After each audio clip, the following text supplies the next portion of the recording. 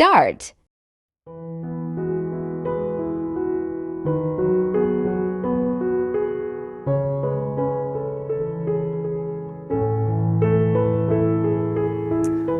네, 안녕하세요. 저 권용재 시의원입니다. 식사풍산 고봉동에서 출마를 했고요. 제 출마 지역과 크게 상관없이 고양시 전체의 민원을 받고 있고, 네, 고양시 전체를 위해서 일을 열심히 하고 있습니다. 특히 홍정민 의원님 지역구인 일산 동구를 기반으로 많이 집중이 되려고는 하는데, 정말 덕영구에서도 민원 많이 들어오고 있어가지고, 저는 고양시 전체 일을 하고 있다고 생각을 하고 있습니다.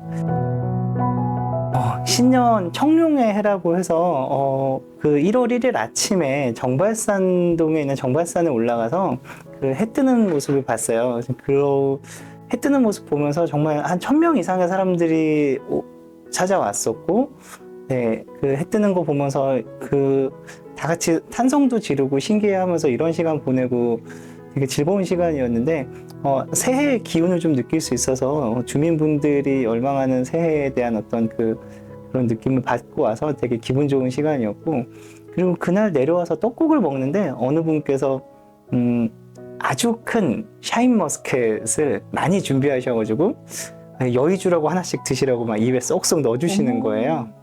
그래서 그 여의주를 하나씩 받아 먹으면서, 네, 청룡의 기운을 받아서 날아오르는 한 해가 되는 마음으로 그렇게 이제 소망을 빌었었는데, 주민분들도 하시는 일 전부 다 잘 되시고 청룡의 기운 받으셔가지고, 네, 하늘 높이 날아올 수 있는 그런 한 해 되었으면 좋겠습니다. 그러니까 저희가 주도를 해서 어떤 행사를 한 건 아니고, 저희 숫자는 그렇게 많이 가진 않았어요. 어떤 동원을 한 게 아니었기 때문에, 오랜만에 이제 코로나 때문에 하지 못했던 행사를 갑작스럽게 막 크게 하는 것보다는 그날 이제 주민분들 만나 뵙고 하는 차원에서 그냥 계획이 없이 전날 갑자기 모여가지고 가자 이런 생각으로 한 열 몇 분 모여서 올라가기 시작을 했는데, 저희가 그냥 열 몇 분 모여서 올라가기 시작한 것 치고는 아는 분들을 한 100명은 넘게 만난 것 같고, 그래서 이제 떡국을 먹을 때는 수십 명이 같이 먹었던 것 같고요. 네, 그리고 거기에 이제 저희가 모르는 분들까지 다 합쳤을 때 아무리 적게 잡아도 1000명 이상 되지 않았나 싶고, 7시가 안 돼서 제가 주차장에 도착을 했어요. 해가 뜨기 전이라서 아주 어둑어둑한 시간이었는데, 1월 1일이라서 새해 뜨는 거 모습 보러 오신 분들이 그 주차장에서 추우니까 아직 나오지 못하신 채로 불은 다 켜져 있고 주차장이 가득 메워져 있고, 네, 올라가기 직전에 사람들이 기다리고 있는 모습이 되게 인상적이었어요. 그랬겠네요.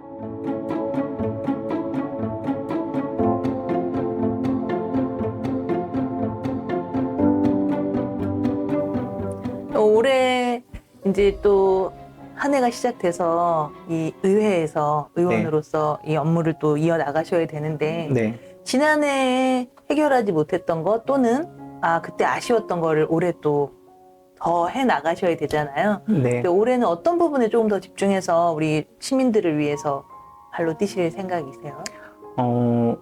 크게 세 가지가 있어요. 저희가 직업 자체가 이제 선출이 되는 게 직업인 사람들이다 보니까, 저희 선거는 아니지만 총선이 있어서, 네, 그 총선 준비를 열심히 해야겠다는 생각을 기본적으로는 갖고 있고요. 작년에 하지 못했던 일 중에 지금 예산안이 완료가 안 된 상황이 어제부로 돼버렸고, 그 다음에 조례안에 대해서도 논의가 다시 시작이 된 상황이기 때문에 요거에 대한 정리를 빨리 깔끔하게 했으면 하는 바람이고요.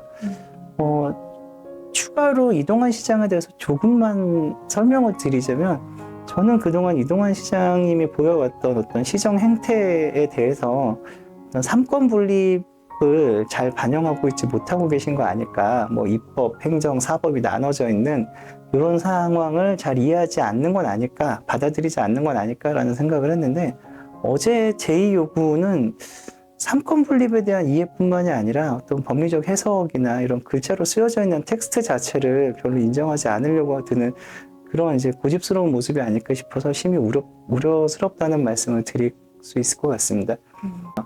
그다음에 정책적인 부분을 두 가지만 말씀드려 보겠습니다. 두 가지 중에 일단 더 무거운 거 말씀을 드리면, 바로 어제 이제 고양시로부터 예산에 대한 제2요구권이 제출이 됐고, 그다음에 저희 건교위원회에서 수정해서 가결시켰던 도시계획조례안에 대해서도 제2요구가 들어왔어요.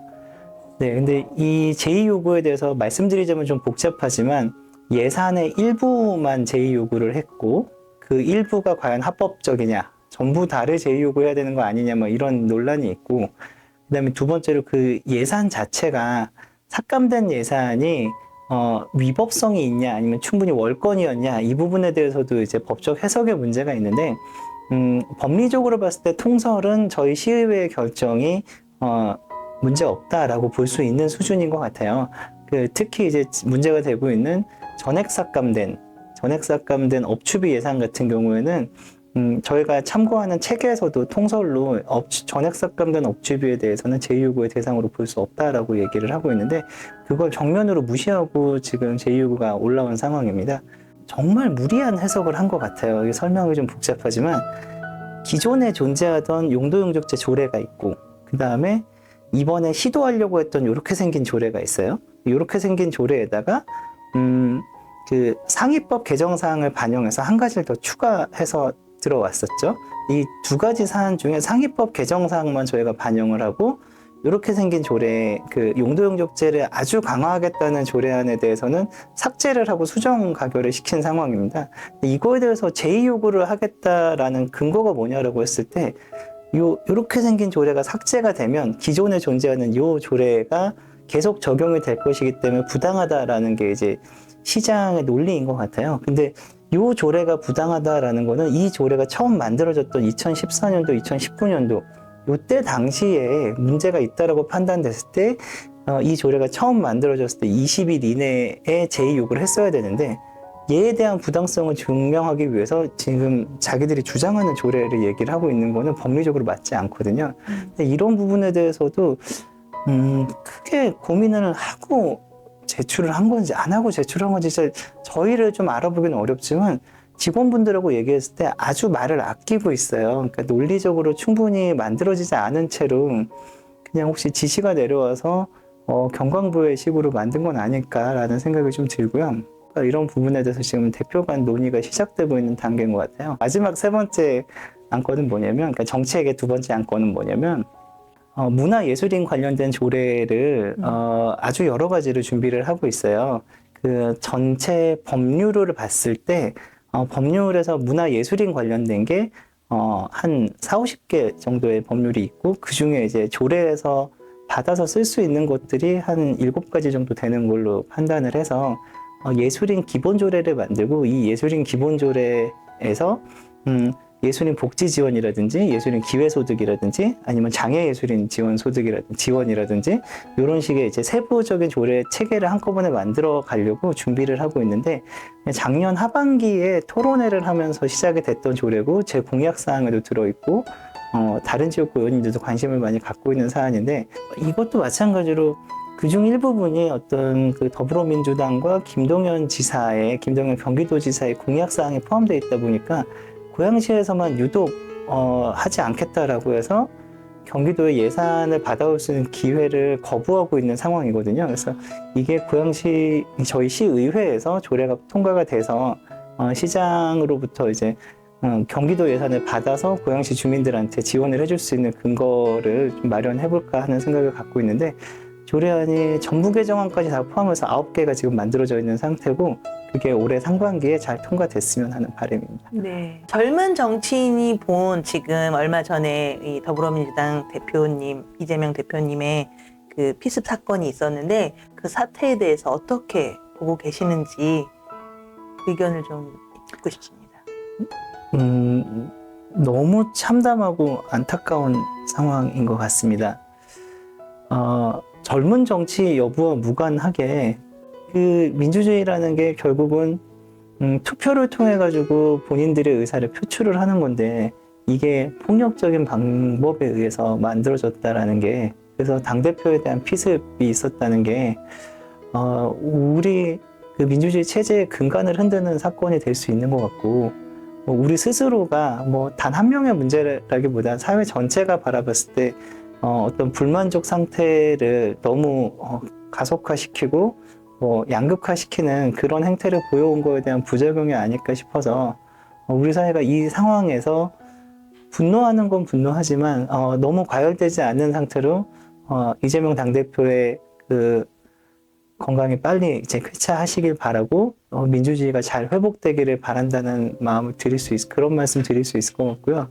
1900년대 초반에 쓰여졌던 어떤 사전에서는 이런 내용이 있어요. 민주주의라는 그 사전적 의미의 해석을 하는 데 있어서 통치를 주민들이 하게 되는, 아래에서부터 백성들이 통치를 하게 되는 행태다라고 이제 민주주의를 설명을 하면서, 그 당시에는 사전이라는 개념이 제대로 그러니까 정립이 안 돼 있던 시절이다 보니까 덧붙인 말이 있었어요. 그 덧붙인 말이 이런 말도 안 되는 일이 있나 라는 표현이 있었거든요. 그게 100년 전의 우리 모습이에요. 100년 전의 한반도의 모습인데, 그 인류 역사를 통틀어서 정말 열심히 힘들게 그 아래로부터의 그 분권화, 그리고 아래로부터의 어떤 권력 이양, 이런 시도들이 만들어져서 지금은 평화적인 권력 이양을 저희가 연속적으로 하고 있는 상황이잖아요. 진짜 5,000년 이상의 시간이 걸려서 여러 번의 쿠데타, 군사정변, 그 무늬만 민주주의였던 그런 시대에서 저희가 평화적인 정권 교체가 일어난 지 이제 한 20-30년밖에 안 되는 이 역사에서 이제 부정적으로 오히려 흐름에 역행하는 그런 사건이 된 것 같아가지고 너무 안타깝고 참담하다는 말씀 드릴 수 있을 것 같습니다. 신천지 사건이 이번에 네. 있었는데 용도 변경에 관련한 그 부분에 대해서 우리 의원님이 하실 말씀이 많으실 것 같아요. 맞습니다. 네. 저희 민주당으로서는 좀 아쉬운 면이 있었던 것 같아요. 그러니까 그때가 연휴 기간이었어요. 연휴 기간 직전에 문제가 불거졌고, 그래서 연휴 기간 내내 민주당에서 정말 준비를 열심히 해가지고 고양시 내에 관내에 있는 현직 정치인들을 거기다 불러 모았죠. 그래서 연휴가 끝나자마자 26일 날 오전 9시에 저희 이 건물 4층에 있는 영상회의실에서 성명서를 발표를 해요. 성명서 내용이 크게 두 가지입니다. 그러니까 그 용도 변경 허가된 부분에 대해서 취소를 해달라. 이게 첫 번째 얘기고, 두 번째는 이제 국민의힘 전체에 대한 문제제기인데, 이상하게도 지난 지방선거 이후에 1년 반 동안 인천시하고 창원시하고 고양시하고 국힘시장이 존재하고 있는 요 세 개의 지자체에서 신천지 시설에 대한 용도 변경이 이루어지게 돼요. 이 부분에 대한 문제 제기를 하면서 혹시 배경이 있는 것이 아니냐라는 의혹 제기를 같이 했어요. 그 얘기를 저희가 아침 9시에 했죠. 그리고 그 성명서 발표가 끝나자마자 시의원 전원이 시장실에 찾아갑니다. 그리고 시장하고 면담을 하고 직권 취소해달라라고 요청을 하고, 그 자리에서 몇 분 대치를 하다가 직권 취소를 하겠다라는 약속을 받아내요. 그 시점이 9시 40분, 45분 뭐 요 정도인 것 같아요. 네, 그리고 나서 상대당 쪽 후보가 10시에 그 고양시의회에 찾아와서 저희가 했던 주장이랑 비슷하게 직권 취소하라라는 성명서를 발표를 하고, 똑같이 시장을 찾아가고, 그다음에 시장한테서 직권 취소하겠다라는 약속을 똑같이 받아내죠. 시점상으로 저희가 더 먼저였는데 본인이 직권 취소를 이끌어냈다라고. 네, 근데 시점상에서 저희가 1시간 먼저 앞서 있었고 시장으로부터 확답을 들은 게 이제 저희가 먼저인데, 본인이 전부 다 한 것처럼 이제 그걸 가지고 뭐 각종 SNS에서 엄청나게 홍보를 하고 다니시는 것 같아요. 이 부분에 대해서 그래서 이분이 과연 이제 그 주민들이 우려하고 있는, 주민들이 기피하고 있는 그런 시설이 들어오는 것 자체가 문제라고 생각을 했던 건지, 아니면 본인의 선거를 준비하기 위한 홍보 활동이 더 중요했던 건지, 이 부분에 대해서는 참 의문의 여지가 있는데, 그 부분에 대해서 저희는 상대적으로 민주당은 뭐 했냐 소리를 들었던 입장에서는 좀 아쉬움이 남는 그런 이 사건이었던 걸로 생각하고 있습니다. 이상입니다.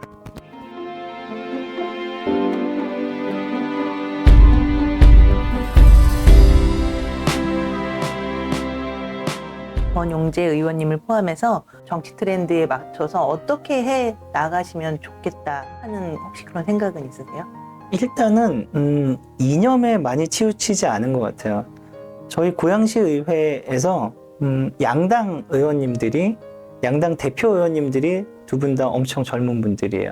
34명 의원님들 중에 제가 뒤에서 5번째인데, 그분들은 저보다 더 젊으시기 때문에 뒤에서 4번째 이내의 분들이세요.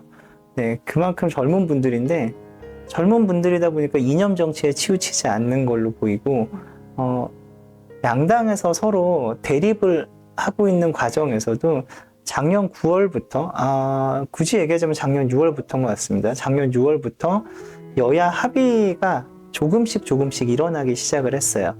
네, 그래서 여야 합의로 그 본회의를 종결하고, 대신에 이제 뒤에서는, 원포인트 의회를 만약에 요청한다면 그때는 우리가 충분히 다, 합의로 통과를 하자라는 그런 합의를 하고, 이렇게 시작이 돼서 9월 달에도 이제 같이 의회에서 어떤 대립을 줄여나갔고, 그 결과가 작년 연말에, 현 시장의 정책에 대해서, 국힘이든 아니면 민주당이든 간에 잘못된 것은 잘못됐다고 말할 수 있어야 되지 않냐라는 그런 공감대를 이끌어낼 수 있었던 것 같고, 그래서 별도의 파행 없이 아주 스무스하게 만장일치로 예산이 통과가 된 그런 사례를 보면서 이게 젊은 정치인들이 양당의 대표를 하면서 합의가 더 많이 일어날 수 있고, 그 합의가 일어날 수 있는 그 기저에 깔려있는 조건이 대화를 할 수 있는 그런 열려있는 사고방식을 갖고 있지 않나. 그리고 이분들이 어떤 이념에 치우쳐 있다기보다는 주민들을 위한 생각, 그리고 이제 저희가 의회 의원으로서 공익 목적에 대한 생각, 패거리 정치보다는 어떤 의사결정을 하고 어떤 의결을 하는 것이 주민들에게 더 유리한 것인가, 이런 판단을 항상 하고 있다라는 생각을 들었고, 양당 대표님들이 여러 의원님들한테 미리미리 찾아가서 합의를 이끌어내기 위해서 사전 동의를 구하고, 네, 그렇게 일을 하시는 모습을 보니까 저는 저보다 더 젊은 대표님들의 활약이 정말 대단하게 느껴지지 않나, 이런 생각이 듭니다.